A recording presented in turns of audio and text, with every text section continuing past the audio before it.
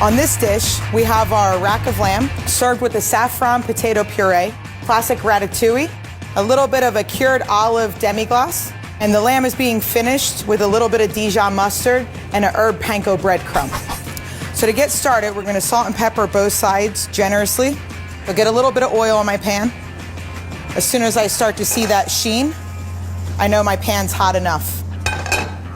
I'm gonna go fat cap side down and allow that to start to render out.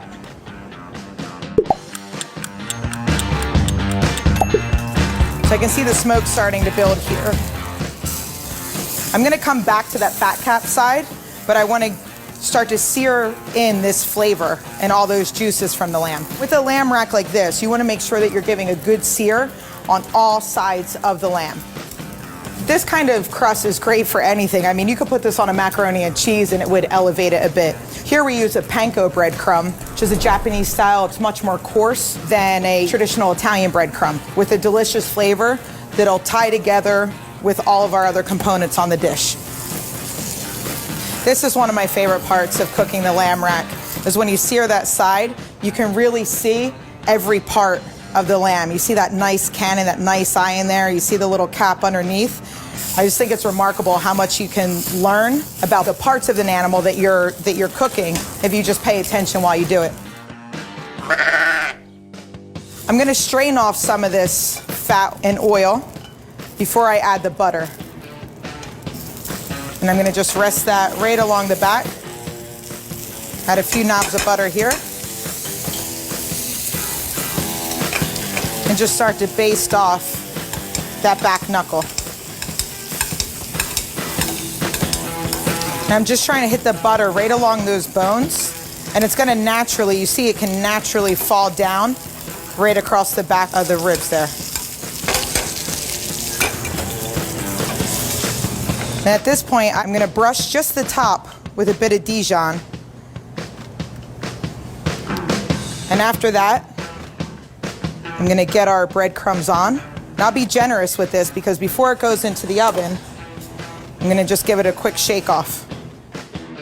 And that's exactly what you wanna see.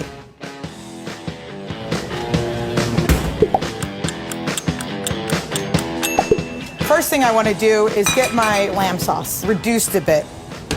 We've taken some Kalamata olives and dried them out, and we'll add that to our red wine demi to kind of bring all these flavors together. So we want that to be just a touch thicker to be able to really coat the back of that spoon. So we'll let that work while we bring up our potato puree. Now I'm just gonna warm these up so they're ready to get on the plate once the lamb is finished in the oven. This is what your ratatouille is going to look like when it goes into the oven.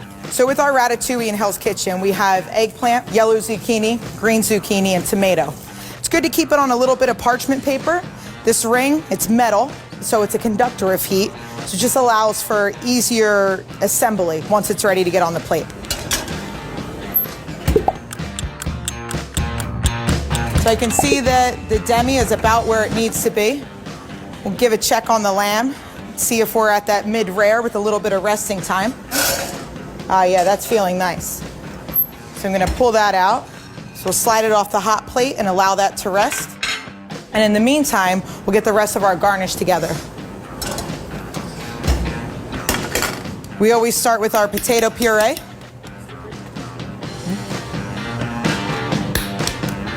And then we'll get our ratatouille on there. We'll come right underneath the parchment onto the plate right around 10, 11 o'clock. And lift that up so it stays together.